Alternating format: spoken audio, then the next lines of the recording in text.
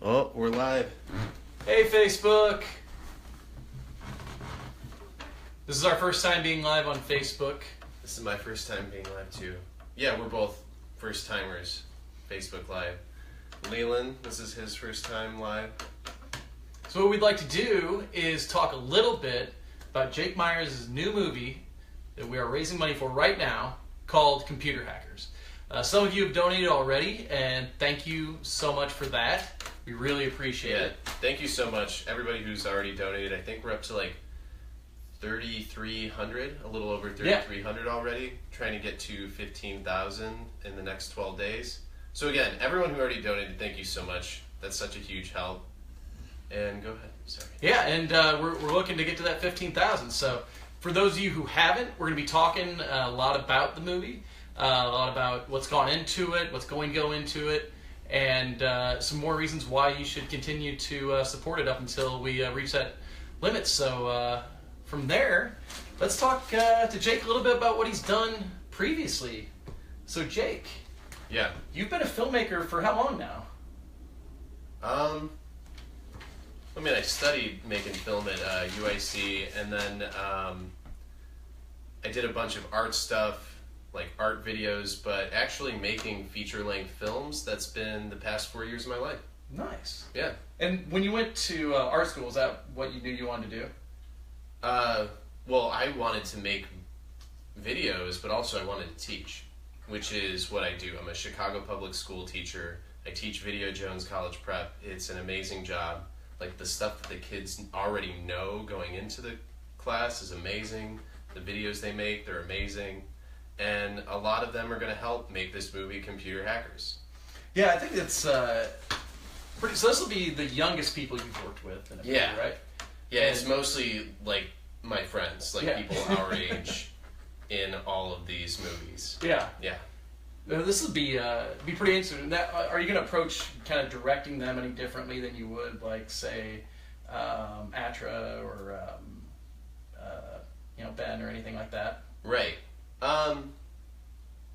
Well, I think part of it, like, I've worked with actors without a lot of experience, and you just have to kind of, guide them through what happened before the scene, what this is leading up to, like how they're ingesting certain things, and also just being open to a little bit of just riffing. Yeah. Like letting the actors riff, and I'm really excited about having people like Ian Abramson and Fawzia Mirza and Atra Astu, because they're going to bring this experience, this level of like confidence, and then mixed in with kids who do have acting experience but not as much as them.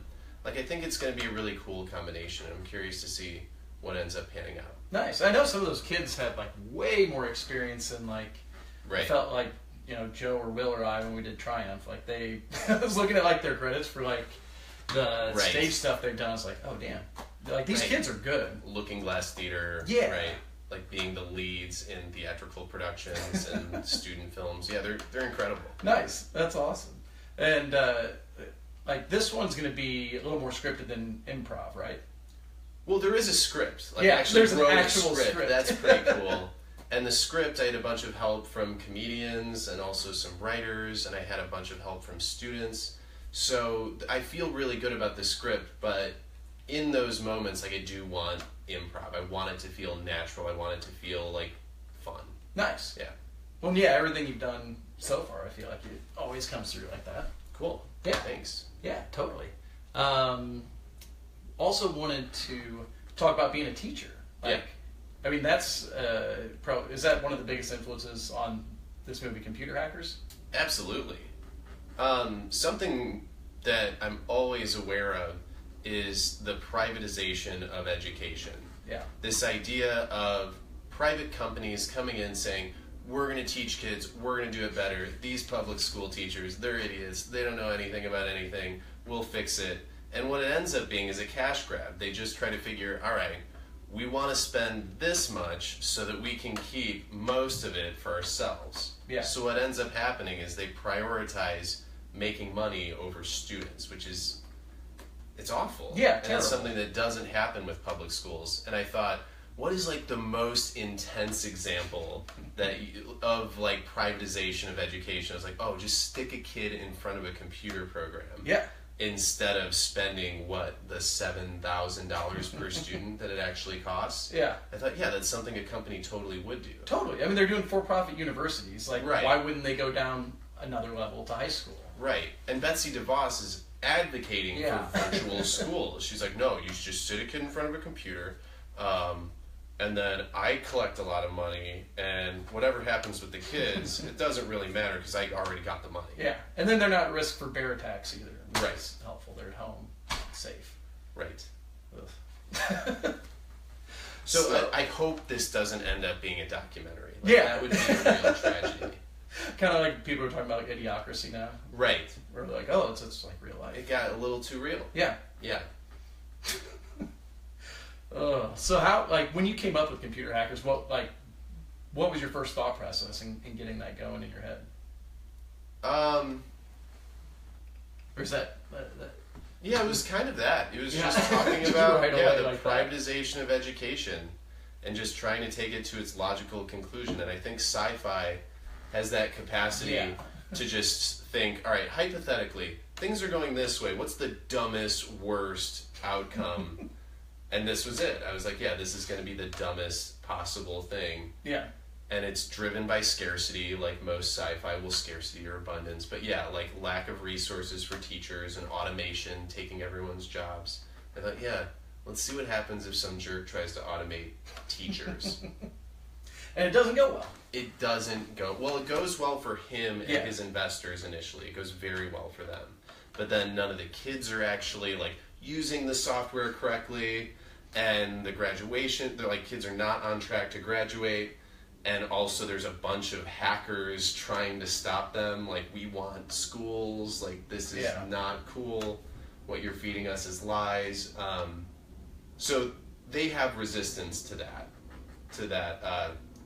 easy profit. But yeah, I love that it's kids like actually wanting to be taught. Like, right. I know you have some amazing kids who like are all about being taught. Like a lot of people, I know when we grew up, people were like, oh, like get out of school anytime you want. But your experience has been different with that. Right. No, when I was in high school, I was a total jerk. Like I was like, what do I gotta do to just get out of class and not get in trouble? Yep. Okay, I'm gonna do that. Yeah. That was all that went through my head. But I thought, no, there are a handful of kids that will advocate for themselves. Daisy, the star of the movie, it was in the reader at 13 advocating for less standardized tests in class. At 13 years old, like she had the foresight to see that, which is pretty amazing. And I'll see students at teacher rallies and they get it. They're like, no, we're the ones being punished when budget cuts happen, when privatization happens. And yeah, it's real for a lot of people. That's amazing. Yeah. Yeah, I didn't know what, like the issues with standardized testing until I was like 30. So right. Yeah, that's amazing. They're yeah, me neither. on top of that. I just knew I had to proctor them as a teacher. I was like, this is a bummer. And I didn't know like, how profound of a bummer it was. That's impressive. So you got some really smart student act. Well, I guess they'll be going into college. Yeah. By the time this comes out in production. Yeah. Ian Abramson, what timing you had on that. So, like, if you guys haven't seen him on Conan O'Brien, go watch that and then come back and watch us after that. It's amazing. And the timing was incredible that you had on that. Yeah. So I knew that I wanted to have a character that would just operate his entire company from some bunker, because that's something that technology allows, and also kind of informs who the character is. Like, he's sort of this recluse, he does not value human connection, so of course he would be someone that sincerely believes he's the hero in this situation. Yeah. Like, the character Larry Allen thinks, I am really going to fix Chicago public schools. I'm going to just replace it with this new technology. I'm going to make money. Like, it's going to work out well for everyone. But yeah, Ian Abramson just got that right. He was like, oh no, I'm crazy Steve Jobs. Like, I'm going to do this. Yeah. And like, when we were talking about the character, he just got all of the references right away. The Howard Hughes reference, and he was he was on board. And right as I was about to get on a flight to go to LA, his manager calls me up and says, hey Jake, we might have a problem I know that you guys scheduled this weeks ahead, but Ian was asked to do Conan on Monday. Is there any way he can do it? And I'm just like, oh my God, I don't have a lot of money. Like, this flight, I kind of went with the no insurance thing, the no cancellation policy thing, the sets already. But we worked it out, and Ian came to the set early. We filmed a whole bunch of computer hackers then. And then he said, all right, I gotta go. He left the set, went to do Conan O'Brien. He crushed it on Conan. Like, he was amazing. Yeah, there's a write-up in Rolling Stone about it. Right, Entertainment Weekly wrote about it. It's insane. And then he came back to the set. He was like, all right, good to go. Where's my coffee? And he just had some coffee, and he was right back into it, like, incredible trooper. And then right around 10 o'clock, he's like, I just figured out I'm on TV. So we were like, oh my God. So we scrambled, turned on the TV just as we were turning it on. Conan had just finished introducing Ian. And they saw him in person, then on TV, and he did great. Yeah, it was unbelievable. I can't imagine, like, if I had to go on to Conan O'Brien for any reason, right? No way I could do anything ahead of time. I'd be busy psyching myself up or down or practicing stuff. Right. He's like, no, I'm gonna go shoot a movie for Jake Myers, and then I'm gonna go to Conan O'Brien and come back and shoot more of the movie. He was like, I said I would do this. I'm gonna do this. That's and amazing. He did. He followed through. It was great. So yeah, if you are looking for an actor in your movie, hire Ian because he's incredible. Really, he's great. And Jake's already posted some of the stills for the performance. They look amazing. Yeah. And I had now that he was going back and forth between Conan O'Brien and doing that, it's going to be pretty incredible to see, I think. Yeah. And yeah, I like the way that scene ended up looking. Like, I wanted to go for Ex Machina, just like expose concrete for all of these things, make it look like what some weirdo from the past envisioned as the future, and just really minimal. And I think that'll give it that aesthetic, that clean, cold, weird aesthetic that we're hoping to achieve. That's awesome. Yeah. Nice. Now, so he'd kind of be, the bad guy a little bit, thinking he's a good guy. Oh, yeah. So how does Daisy compare to him then in the movie? So Daisy starts off, like, not all the students are resisting this VR headset thing. Some of them are like, bro, it's like video games instead of school. That's great. Yeah. Which would be me if I were in that situation. I'd be like, wait, so you're telling me you're going to give me a video game system and I don't have to go to school? Awesome. So Daisy is off, like, she hacks Larry Allen's first broadcast just to, like, mess with him. Like, there's no political agenda for her at first. She's just good at hacking. She's like, let's see what happens here, this jerk. And then Larry Allen's like, oh, this is a good hacker. What you do with good hackers is you try to hire them as white hats, so they can test your security system, and they also don't end up hacking it. Yeah. Like, you pay them so they're on your side. Yeah. And she's like, oh, hell yeah. Like, she's really into it at first. Like, she doesn't have some sort of moral compass at first. She's just kind of a jerk who's really smart and wants to make money and be known and get validation, and she gets it right away. But then all of her friends actually have a moral compass. So then there's a tension. She's like, oh, man, wow, your lives are terrible right now. Oh, and I'm contributing to that. So she goes through this moral dilemma, and eventually she's like, well, I got a pretty good spot to help sabotage this company, so let's do it. So she goes kind of double agent on SchoolNet. That's the name of the company. There are so many companies named SchoolNet. Really? Yeah, so it's not, like, copyrightable. Oh, that's awesome. Yeah. So you can freely use that. Right. And just use a different logo, and it's and it's fine. That's awesome. Yeah. Very cool. Nice. And then who else do we have in there? So Ian, Daisy. Ian Atra, who is in we made a movie together called Triumph, Illinois. Atra Astu is in it.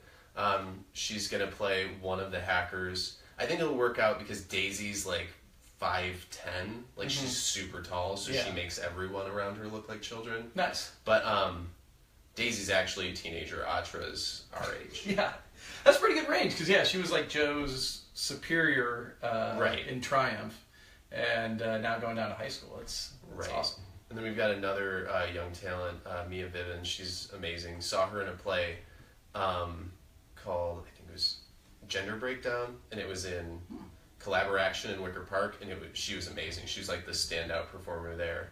Awesome.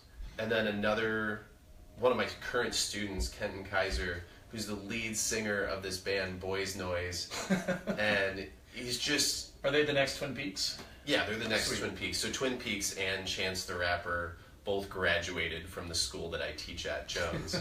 And I was so on Thursday, I got out the camera to go and get some footage of the Battle of Bands. I didn't really know what I was getting into, but Kenton is the lead singer of one of the bands. Mm-hmm. And he is also like in the movie as Paulo, Nia's romantic interest.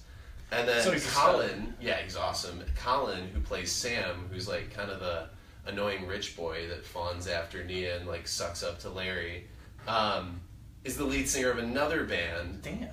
And then in another band, Daisy is one of the lead singers, and then Miranda and this girl Louisa are both like instrumental players. So these kids have so much talent. Like, it's obscene. Yeah. It's not obscene, it's absurd how much talent these kids have.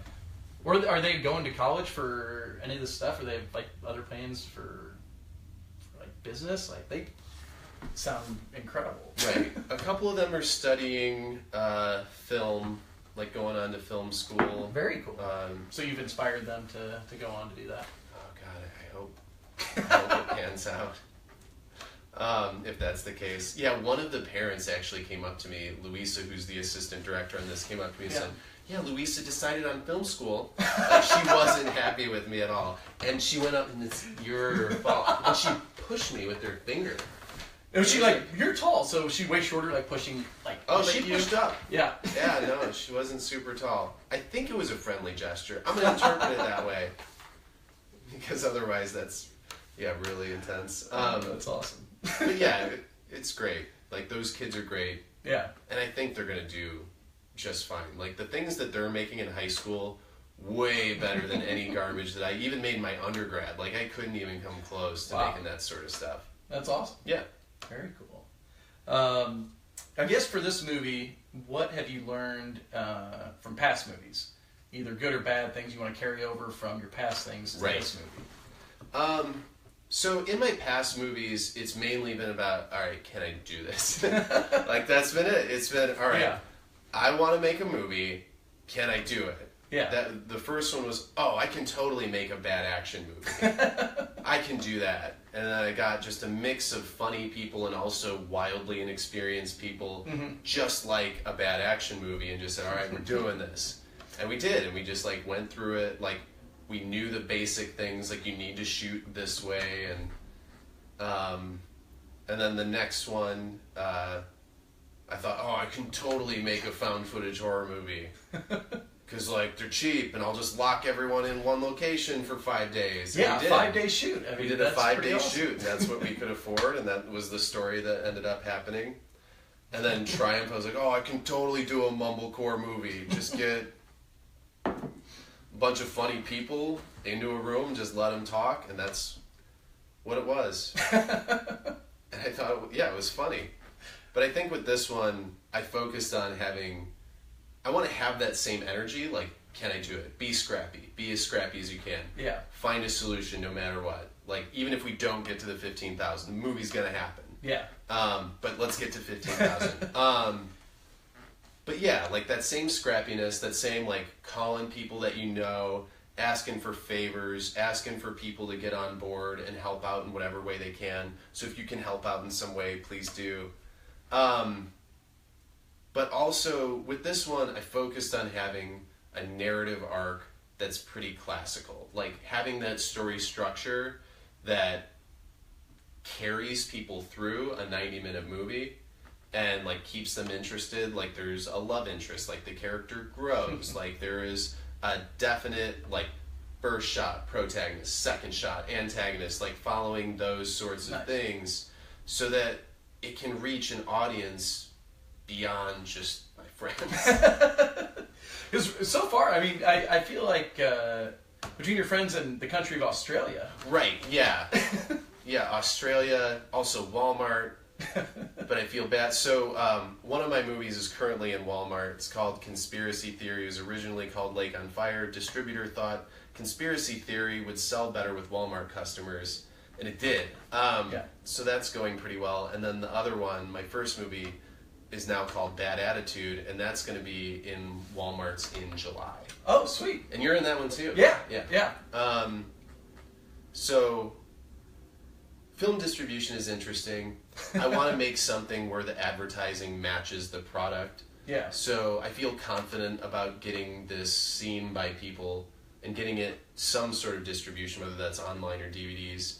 But yeah, I want it to be something where people start watching it and they're like, oh, I need to see this through the end. Yeah. I think it totally will be. I mean, just reading, seeing some of the early script and stuff, I think this one will definitely carry through to the end. Cool. I just had a lot of help with it. Yeah. Like a lot of revisions and going through. Like Liz Carr helped so many times with so many revisions, and all the students helped with it. Like I even had a writing session here where I invited several people, and it just ended up being myself and Liz Harvey, Liz Carr, Lee Aobabe, and Britt Julius. And it was like one of the most amazing writing sessions, like going through the whole story arc. Just saying, you need to have this element, like make sure this, oh, I like this character, and just making sure that the story was exciting to different groups of people and having them help craft it. So That's it's collaborative. great. Yeah.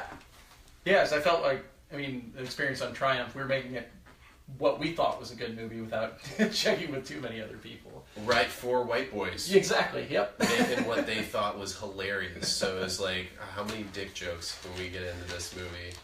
Way more than actually making movies. So many.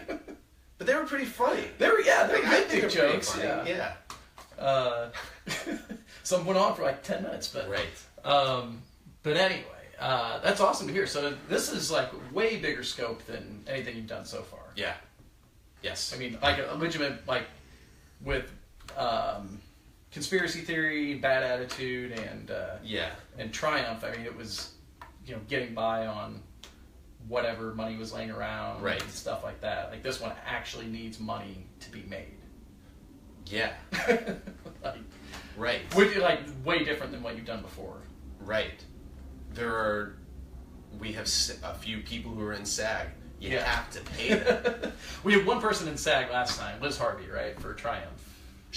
I don't know if she was SAG, but we had a few people who are SAG for this, so we're going to pay them the SAG rate, which I feel like is important, especially if it's a pro-union movie. Yeah, to totally. actually obey union laws.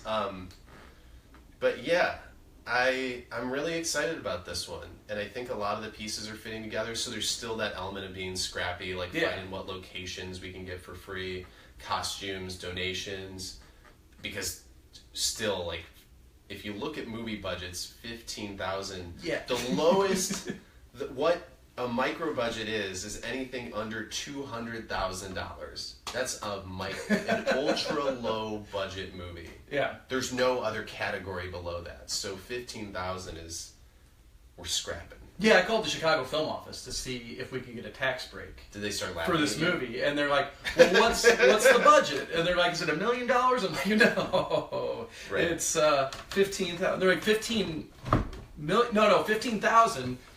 They got mad at me. They didn't laugh. They got angry.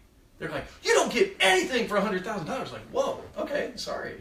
They got mad at you. Yeah, legitimately angry that I wasted their time in asking for That's incredible.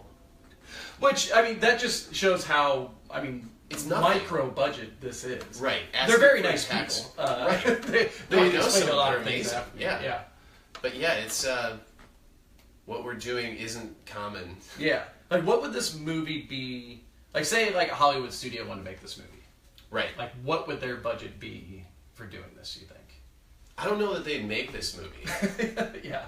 Because really, it's subversive. I think that's part of the reason why we gotta go independently financed, because it kind of exposes a mechanism that is just profit over people, and why would anyone who's doing that invest in that? Good point. Yeah. So it needs to be made on a micro budget. Right. And it needs to be made right now. Right. With the current situation politically, which is happening in education. Right. So it's a movie absolutely needs to be made now for this amount. And I'm not going to wait for someone to pick up the script. Like, right. And also I'm not like Judd Apatow. I can't just show up and say, look at my amazing idea, get me a bunch of money and actors. Right. Because like The Big Short's super subversive, but also like the names attached to it, like we don't have that. Yeah, if you have Steve Carell in a movie, you know so many people are going to see it. Right. Along with everybody else who's in that movie. But I'm hoping this one is kind of a sleeper. Like it's something that people will start watching, and I really think that there's enough young talent in this that I think it's going to be something that people will go back to. Yeah. You know what I mean? Totally. Like seeing these young people before they were famous and seeing them like do this movie that's actually cool that you can follow along with and is exciting. That is pretty awesome how you're going to have so many of these young talented people, right. etc. I really think like 2 months after you come out with this, like Ian's going to be a big deal and they're going to be like, wait, he's in a movie? Like, I got to see this. That's the hope. Yeah, I think that'll be real good. And I think that's good for everyone. Totally, yeah. Like, both being in a movie and, like, getting... Like, if he does well, we'll do well. If anyone else does well, we'll all do well. Especially with this. I think that's part of just the micro-budget movie. Like, I'm not making any money on these. Like, nothing. But it's something where eventually, if enough of us do well, then there can be, like, retroactive attention. And when we make movies in the future, we'll be able to kind of bring everybody up with us. Yeah, totally. And so again, trying to reach that budget of $15,000. Anything that you can throw towards that would be greatly appreciated. A lot of good giveaways. I guess what do they call them? Perks. There's 2 people watching this. Okay. This is not going well. This is going terribly. I can just finally see this. Bummer. Rough.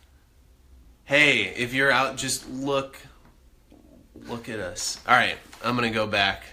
I think Facebook Live works, so this will like show up when we're not going live, probably too. Oh, for sure. So so people can watch it later. Oh, they can watch it later. Yeah. But it's clear that people don't want to just look at us 2 talking right now live. Good point. I've been seeing a lot of live volleyball on my feed because I'm friends with a bunch of volleyball players because, you know, I play volleyball. Right. And I love it. So everybody out there going live with volleyball, like, keep doing that because it's amazing. All right. Sorry, I totally off the topic of the movie. Well, for the 2 people watching, they watch Facebook Live. This is important to them. Thank you to the 2 people watching. You're incredible. All right, let's get back to the questions. For any of you 2 people who may be watching in Australia, what do you have to say to your Australian fan base? I don't know if you guys know this, but Jake's first movie, Wake Up Now, Bad Attitude, is a big cult hit in Australia. And so he's got a lot of fans there. So I don't know if there's anything you want to say to the Australian fans. Well, I think it's mainly because David Liebehart was in the movie, and David Liebehart went on tour with the movie. If you watch Tim and Eric, David Liebehart's the guy with the puppets. He does the email song. But he's a friend of mine. He's great. But he loved that movie. He wanted sequels of it, and he took it all around Australia and tried to convince people to buy it. He went on Australian TV, and I think he told people that Liam Neeson was in it. He's not. Really, that happened. Awesome. Yeah, he went on Australian TV and talked about Liam Neeson. Wow. Just amazing. But yeah, if you want to see this movie, I don't know what the education situation in Australia is. Hopefully it's better than here. But I'd be really curious to see what's going on in other countries too. Totally. Like, is this privatization thing like just everywhere? Is it an American thing? I mean, if it's spreading like politics are spreading, it may be a thing happening right now. Right. Weird nationalism and privatization of education. Yeah. I wonder if there's a correlation there. Yeah, I wonder. Keep people stupid and at home. And angry angry at the man. And angry at anyone Yeah. else. Just get angry at that person. They're cool. Yeah. Yeah. Don't read the book. Don't read the book about why things are the way they are. Just get angry. Well, and the history could probably be false. You know, who knows who's writing it? If they all got an agenda. Oh yeah. So yeah, Australians, if you're watching, we'll look into your education situation and see if it matches up. Let's see. Oh, we lost. We got one. We got one person watching. Oh man, it doesn't say who it is. No. Oh. Right. Well, thank you for keeping up with us. What's this next one? Let's see. Cover that. We're talking about Computer Hackers, the movie. So yes, for Computer Hackers, the goal of this movie, I guess, being seen by people. When would you like that to happen? I want it to happen summer 2018. So exactly 1 year from when we start filming it. Nice. Which I'll have time to do it. Yeah. Yeah. And all the shooting has to be done with the people going to college. The kids are going to college. So gotta finish the shooting. Done. Yeah. We're going to try to shoot last week of June, first week of July. Awesome. So it'll be a nice quick turnaround. Yeah. That. I'm only going to work on one movie. That's it. Not working on anything else. I'll do that and I'll teach, and there will be no other projects on my plate. Yeah. I think that'll be good. So, like, if you were to give a movie to like a big budget Hollywood movie, they wouldn't have that to you for like 4 years. Yeah. Maybe. Unless they just needed to, do all CGI, just shoot it really quickly, and then have most of it look like a video game. That'd be pretty cool. Yeah. I don't have the money for that. I don't have the team. If someone could give like $100,000, would that? If you give $100,000, you can just make the movie whatever you want. $100,000, you could really just reframe the movie as just a kid opening up a computer for 90 minutes, and I'd be cool with that. Actually, no, I want to make this movie. The movie would still be made, but there'd be $100,000 from a previous movie to fund it. Right. Let's see. What's the reaction been like with the? You talked about the writers' meeting. Yeah. With the younger. Calling them kids seems mean. What do you call them? No, they're kids. Kids and call them. Yeah, Okay. kids, students. What's their reaction to this? I know you said they liked it. Did they say it was really relevant to them, or? The kids were really funny about it. They're like, "This movie's woke. This movie's pretty woke." And I was like, "Nice. I think that's a good thing. Pretty sure that's good." Yeah. I remember I read that comment or something that I think it was on email or something. Somebody put "this movie's woke." Right. And I had to go look up what that meant because I didn't know. Right. What woke meant. And then other kids said, "This movie's actually good." And then they said, "Oh, no, I didn't mean that your other ones were really bad, but this one, don't put it in a dollar bin at Walmart." Which was sweet, but also, I'm aware of the shortcomings of my first movies. But yeah, people are genuinely excited about the script. They're they are reading through it, and the best part is you can see people want to know what's next. It has that element of getting one story started and then moving to the other one before anything is solved. Yeah. And I think that's really going to move this forward and make it way more fun to watch. Awesome. Yeah.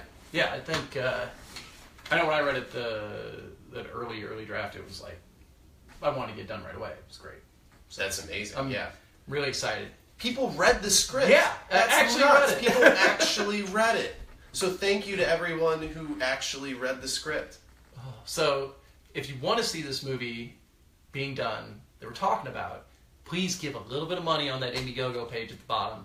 It'd go a long way to getting this made. There's no Indiegogo page on the bottom. Oh. I removed it. Oh. Because there's too much text popping up on the screen. So go to Indiegogo and look up Computer Hackers. Look up Computer Hackers. And it's there, and you can give money to that. Please. It would be incredible. $10 gets you a digital copy of the movie. and then 20 one-of-a-kind Polaroid and the movie. So $10-20, or if you're insanely wealthy and you really like public education, $2,000. Executive producer will party with you. You'll get to talk about the script. No one's going to actually do that, but throw in a Hail Mary. The parties are a lot of fun too. Yeah, they'll be great. Good food, good drinks. Yeah, you're gonna want to be a part of that. Hey, we got some lights on that. we got lights on the party. Yeah, Incredible. all right. We can talk more about the party. I bet it's one person just clicking really fast, like, bah, bah, bah, bah, like an air horn. Is that what it is? Hey, you got Hey, more that's lights. what it is. Okay, I like that a lot. sweet. What are some good party stories we have from movies you've worked on before?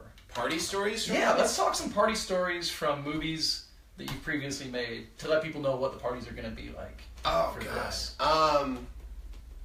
Well, I mean, the party from Triumph was just so fun. Like, everyone was excited to be there. Yeah. We all, a lot of our friends were friends with each other already. And, I don't know, people were just antsy to see it. Yeah. And there was still, like, it sold out, so there were still so many people that wanted to see it afterwards. To have that sort of energy of people still wanting to see it Yeah. was great. Yeah, that one sold out in like 6 hours It was on nuts. Facebook. So, It was amazing. given $10, it's a digital copy, right? Yeah. So people still don't have digital copies of Triumph who wanted. So if you That's a put down good $10, you get to see this movie whenever you want. People still can't Right see away. Triumph. Yeah, distribution's really weird. It's so slow. So when I say it's going to be available for a screening in summer 2018, the reality is it's not going to be in a store on Amazon probably for another 8 months. Yeah. So if you So, want to yeah. see it next summer, you gotta give Gotta $10. give $10 for the Indiegogo. And if you just ask me for a link, I'm going to say, you should have donated. I'm just not going to give it to you. I'm not going to give people a link who didn't donate. I think that's fair. I'm going to be very harsh about that. We've been tough on Triumph. I We feel a have little been bad tough on about it. Triumph. There's a lot of people who helped out a little bit, and I'd like to give, but we can't. We can't. We got to get people to show up to screenings. Yeah, we're entering film fests where we want people Yeah. to show up to those. You just can't give away this stuff like a digital screening, so we have to charge $10 for it. Yeah. So Other party stories. I remember the rap for Bad Attitude, White Cop, was the most depressing thing. Like when the scene was done. when the last shot was done. Was that outside of the hideout? It was outside of the hideout, and everyone was just so pooped. Like, they were just exhausted. They were over it. I think Ben didn't even stay for the star of the movie. Didn't even stay for a drink. He was just like, "I'm going home," and that was it. He was done. I was fired up because I think I'd been in like 3 scenes, maybe, Yeah. and I was like, "Yeah, all right, Yeah. part of the rap," not knowing how much work everybody else had put into it. I was like, at first they wouldn't even let us into the hideout. I remember because they had a live show going. Yeah. And it was like, we begged him. It was like, you have to let us in to party here, like at least for a drink. Like, and they let us sit outside and drink. It was nice of them. Oh, the rap party for Conspiracy Theory was legit insane. It was one of the craziest things ever. So we just finished shooting. We're all excited. Coming home on the boat, because it was all filmed on a boat in the middle of Lake Mead. That's where all of the budget went. And we start cracking open our Miller Lights, or no, we were drinking Bud Lights. And halfway into our beer, we hear these 2 guys outside the back. It's pitch black. We hear 2 guys go, "Oh, let us in! Let us in!" And we go out there. We're terrified. We're convinced this is like an in cold blood situation where 2 guys, 2 like muscly dudes, just kind of float onto a boat of unsuspecting people and just kill them all. And we're all like Making a real found footage movie. making a real it was the scariest part of filming that horror movie. They're like, "We got stranded, we ran out of gas in the middle of the lake. Can you give us a tow?" And we're just, "No." So we'll get stranded in the middle? Yeah. No, absolutely not. So we, like idiots, drove them back to because they're like, "Our girlfriends are still on the boat, we gotta get back to it." No. So you're worried they're murderers. Right, we're worried they're murderers. So while we're driving them in this pitch black lake in the middle of nowhere, that was so stupid, I'm holding 2 knives behind me like this on the boat, just watching both of them, just waiting for them to make their move. And they're looking at me like, this guy is going to kill us. And you had slept in 5 days. I slept in 5 days. Because we had 5 days to shoot and there was no time to sleep. So I'm like delirious, holding sharp, blunt objects, getting ready to off these guys. Yeah. And then they just jumped off the boat and swam to their boat that was stranded in the middle of the place. And clearly they had like an anchor and they should have just stayed on there and waited till morning. So maybe they were going to kill you until they got on the boat and saw like you. They saw me and Jeremiah. And yeah, Jeremiah. And they were like, "Oh, these guys aren't worth killing for gas." It was going to be way more effort than what they probably anticipated. Right. Yeah. So there's some things you can do if you give $1,000. You get to go to the rap party, whatever it is. I think this one will be a little bit more mellow. Yeah. I think it'll be fun. Yeah. Yeah, but... Yeah. Well, I think the party that we'll have will be at the premiere. Yeah, that'll be for everybody. I think the rap party... I think it'll be better to have it... Well, the executive producer will go to the rap party. Yeah. Yeah. Any other questions about the movie? Let's see. That we didn't hit on? Mm-hmm. Again, thank you guys so much for watching. How many are there? Do we have any more? We got 3. Whoa! Picked up a couple. This is going to look so weird looking. This is our first time going live. This is going to look so weird when we go back and watch it, and I just keep walking up and squinting for no reason at a video that could just, as well, for most people, be pre-recorded. Yeah, as most people watch it. Can anyone just do the like button like an air horn again? Dun, dun, dun, dun, dun, dun. Come on, hit it over here. Just a whole bum, bum, bum, bum, bum. Nope. Come on, one of you 3. Someone did it earlier, and it was like the coolest thing. I felt really validated. Yeah. All right. Back to the movie. Oh, they're coming. Yeah, there we are. Yeah. Playing around there. Okay. Coming out of this chair. That's exciting stuff. Yeah. I guess the final thing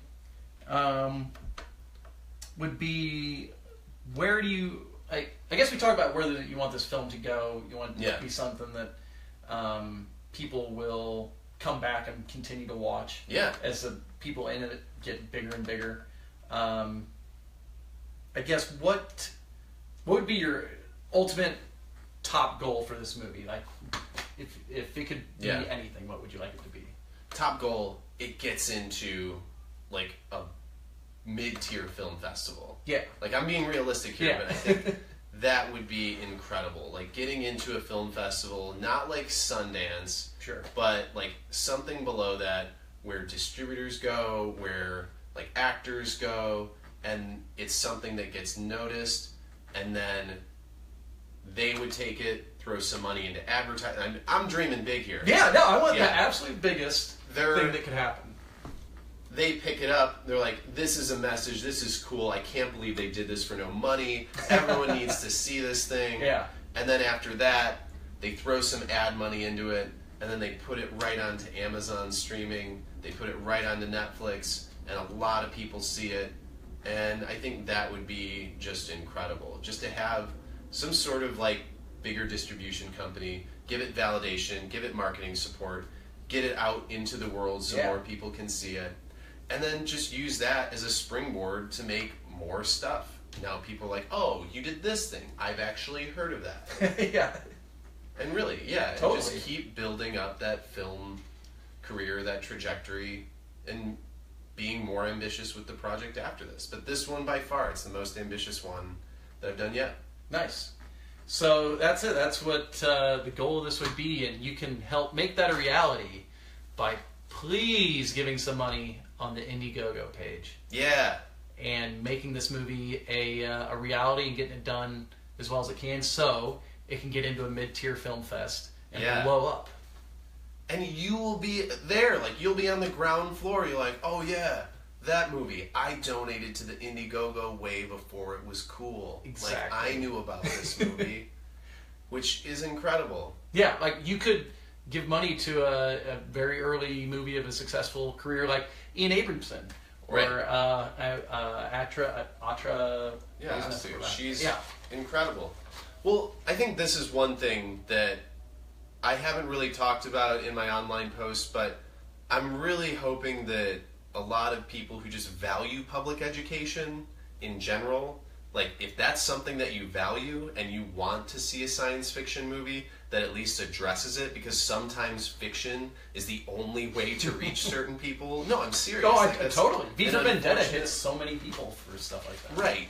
V for Vendetta, The Big Short, like these things actually changed people's minds. They changed people's outlooks. They saw something horrible pan out, and they saw like profit and control being prioritized over like people and like interactions and like the value of human life. Yeah. So like I think that comedy, satire, science fiction, they all have this capacity to expose that. And I want to do this thing well. I want it to have an element of craft that can deliver that sort of message in an exciting way. So I need help. So that's what the Indiegogo is for. Donate whatever you can, or even more than that, if you know someone that is skyrocket wealthy that would want to donate a whole lot of money, just if you could send them a personal email saying, hey, look at this. Even just emailing people to look at the link is incredible. Like that really helps. Sharing the link, saying, calling all educators or people that think public schools are worthy of something, like save our schools, anything just to direct traffic at the site will help almost as much as a donation. But donations are great. And yeah, if you're still watching, thank you. How many are watching? I'm going to move up and we'll look at it again. We got 2. All right. Nice. Oh, it's Joe. Oh, Joe hey, and Tyler. Hey, dude. All right. Well, I guess anything else you want to say? That was great. I don't have any. What about you? So Nick is one of the producers for the movie, too. Yeah. Yeah. Jake had talked to me about it and told me about the script, and I thought it was fantastic. And definitely needed to be something made right now. Yeah. I'd had moments in my life where I watched a movie that was fiction or something like that, and totally changed my opinion. Right. I think everybody had watched Daily Show or John Oliver at some time about some political issue that he makes a comedy scene out of, and that makes you at least question wow, that's interesting. Watch the John Oliver thing about charter schools. Watch it now. Yeah. It's incredible. It exposes exactly what this movie is going for. John Oliver, charter schools, Indiegogo, computer hackers. Do those 2 things in order. Donate, share, anything that you can do. Yeah. Yeah. Anything else? That's it. That's all I got. To everyone who's already supported and already helped out in any way, you're the best. Like, there's no way that I can do these movies, that we can make these things without your support. And that's just like sharing, donating whatever you can, just showing up to the premieres, like helping out with different shoots. You are the reason that we can make movies, be scrappy, make these things happen without the micro budget of $200,000. Yeah. Yeah, I mean, just the experience on watching you do Bad Attitude and being part of Triumph, Illinois. I know Triumph absolutely could have been made with like 4 of us almost in every scene, but could not have been made without people helping out. So much help. Yeah. It was great. It's incredible that people are that willing to give time and money and things like that. So. Yeah. And thank you. Yeah. If there's anything that you think about the movie, any comments, any questions that we missed, we might do something like this again. So leave a comment and then we'll address it in the future. Yeah. Sounds good. That's it. All right. Awesome.